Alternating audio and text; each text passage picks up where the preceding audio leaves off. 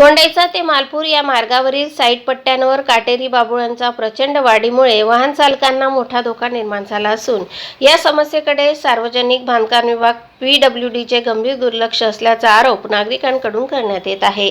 रस्त्याच्या दोन्ही बाजूंनी वाढलेली काटेरी झुडपे रस्त्यावर झुकू लागली असून 2 चाकी 4 चाकी तसेच रिक्षा चालकांना जीव मुठीत धरून प्रवास करावा लागत आहे। इतकेच नव्हे तर काही ठिकाणी रस्त्यांवर खड्डे पडले असून त्याची तात्काळ डागडुजी करण्याची मागणी रिक्षा चालक व युनियन संघटनांकडून जोर धरत आहे। पावसाळा संपून हिवाळा सुरू झाला असतानाही काटेरी बाबूळ हटविण्याचे कोणतेही काम न झाल्यामुळे मालपूर परिसरातील जनतेत तीव्र नाराजी व्यक्त होत आहे। ज्या भागात काटेरी झाडे पूर्णपणे रस्त्याला लागून वाढले आहेत तेथे वाहनांना वळण घेऊन धोका पत्करावा लागत असल्याची वाहन चालकांचे म्हणणे आहे। आमचे प्रतिनिधी प्रभाकर आडगाळे यांनी सदर भागातील परिस्थिती कॅमेऱ्यात टिपली असून झाडे काढलेल्या जागी रस्ता कसा मोकळा श्वास घेत असल्याची स्पष्ट तुलना दिसत आहे।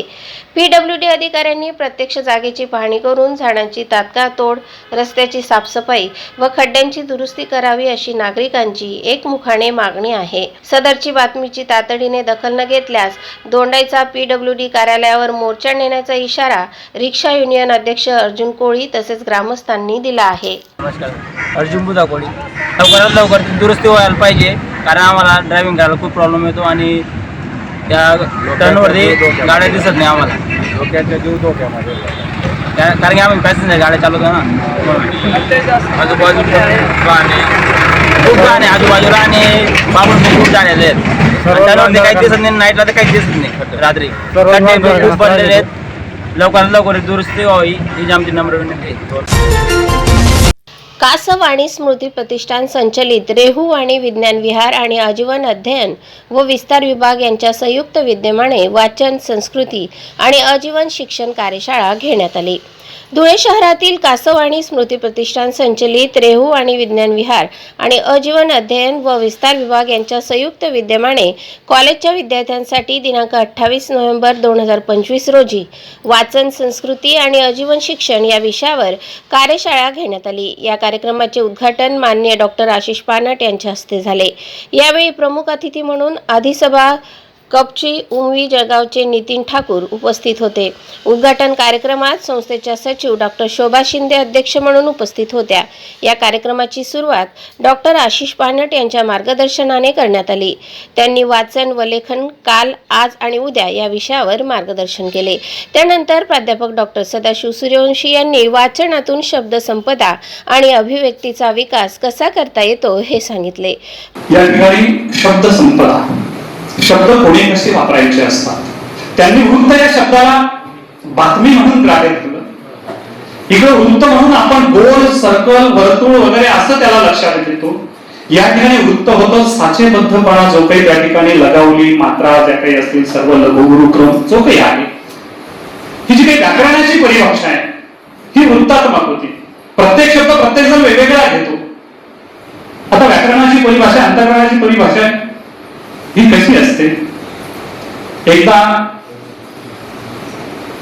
आता पुढे पुढे असंच म्हणावं लागेल, एकदा एका मुलीचा विवाह ठरला, कारण की अलीकडे विवाह ठरतात हे दुर्मिळ झाले। प्राध्यापक डॉक्टर शशिकला पवार यांनी वाचनाची सवय कशी लावावी यावर मार्गदर्शन केले।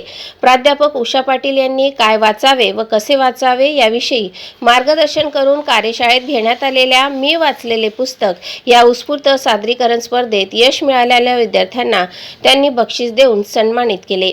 सादरीकरण स्पर्धेचे परीक्षण डॉक्टर मानसी पानट, डॉक्टर आशिष पानट यांनी केले। शिंदखेडा तालुक्यातील सोनशेलू गाव आज भक्तिभावाने आणि आध्यात्मिक उत्साहाने उजळून निघाले आहे। आराध्य दैवत नवसाला पावणारे चांगदेव बाबा यांच्या पौराणिक मंदिराची भव्य यात्रा आज संपन्न होत असून महाराष्ट्रासह गुजरात आणि मध्य प्रदेशातून हजारो भाविक दर्शनासाठी येथे दाखल होत आहेत। यात्रेनिमित्त होम हवन, महाआरती आणि महाप्रसादाचे आयोजन भक्तिमय वातावरण अधिकच पवित्र करत आहे। यावर्षी महाप्रसादाचे मानकरी दगेसिंग मोहनसिंग गिरासे, माजी सैनिक बोरगाव यांनी मोठ्या श्रद्धेने ही जबाबदारी स्वीकारली आहे। मंदिर परिसर सुसज्ज, स्वच्छ आणि मोकळा असल्याने भाविकांना सर्व सुविधांचा उत्तम लाभ मिळत आहे।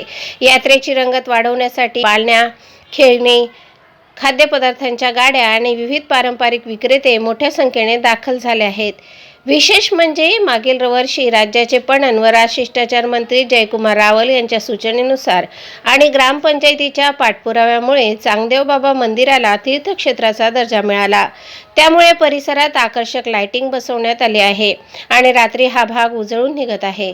मंदिराचा कारभार सोनशेलू ग्रामस्थांच्या उत्कृष्ट समन्वयातून चालत असून श्रावण वेडू धनगर भगतदादा, ग्रामपंचायत सरपंच धीरज बडगुजर, माजी सरपंच सुदाम आनंदसिंग राजपूत, नानाभाऊ गिरासे, सुरेश बडगुजर, राहुल गिरासे, दादा मसदे, माजी उपसरपंच राहुल गिरासे आदी मान्यवरांच्या उपस्थितीमुळे यात्रेला अधिक उत्साह मिळाला आहे. पंचक्रोशीतील भाविकांनी दर्शनाचा आणि महाप्रसादाचा लाभ घ्यावा असे आवाहन ग्रामस्थांकडून करण्यात आले आहे. प्रशिक्षणाच्या दुसऱ्या दिवशी स्वसंरक्षण उपक्रमास विद्यार्थिनींचा उत्स्फूर्त प्रतिसाद. महिला सुरक्षेला अधिक बळकटी देण्यासाठी जिल्हा प्रशासनाने हाती घेतलेल्या वीरांगणा स्वसंरक्षण उपक्रमाला विद्यार्थिनींकडून प्रचंड प्रतिसाद मिळत आहे. राज्य राखीव पोलीस दलाच्या मैदानावर सुरू असलेल्या 3 दिवसीय प्रशिक्षणाच्या दुसऱ्या दिवशी तब्बल 10,000 विद्यार्थिनींनी सहभाग नोंदवला. धुळे जिल्हा प्रशासन, जिल्हा परिषद धुळे, म्युनिसिपल कॉर्पोरेशन धुळे, एकात्मिक आदिवासी विकास धुळे आणि पोलीस अधीक्षक कार्यालय धुळे यांच्या संयुक्त विद्यमानाने आम्ही मुलींना सेल्फ डिफेन्सचं प्रशिक्षण आणि त्यांना reproductive health, good touch, bad touch, cyber security, cyber safety आणि रोड सेफ्टीवर 3 दिवसाचं प्रशिक्षण आयोजित केलेलं आहे. त्यांनी आपलं ज्ञान त्यांना भेटायला पाहिजे, आत्मज्ञान भेटायला पाहिजे आणि स्वरक्षणासाठी ते कसं वापरता येईल ही आमचं एक त्याच्या मागचं विजन आहे.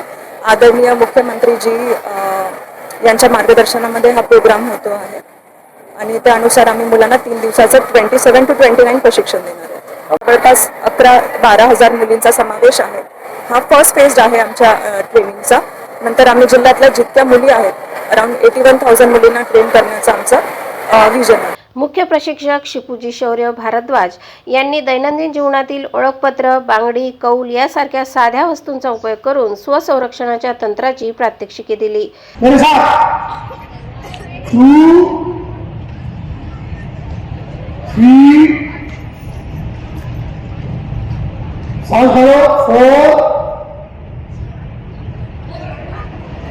नीचे तक जाओ, होल्ड करो, 1 2 3 4 5. कार्यक्रमात जिल्हाधिकारी भाग्यश्री विस्पुते, पोलीस अधीक्षक श्रीकांत धिवरे, अपर जिल्हाधिकारी सुभाष बोरकर, अपर पोलीस अधीक्षक डॉक्टर अजय देवरे आदी वरिष्ठ अधिकाऱ्यांची उपस्थिती होती. उद्घाटन जिल्हाधिकारी भाग्यश्री विस्पुते यांच्या हस्ते झाले. सूत्रसंचालन शिक्षण विस्तार अधिकारी रंजना धिवरे व जिल्हा आपत्ती व्यवस्थापन अधिकारी जितेंद्र सोनवणे यांनी केले. विद्यार्थिनींसह विविध विभागांचे अधिकारी व कर्मचारी मोठ्या संख्येने उपस्थित होते.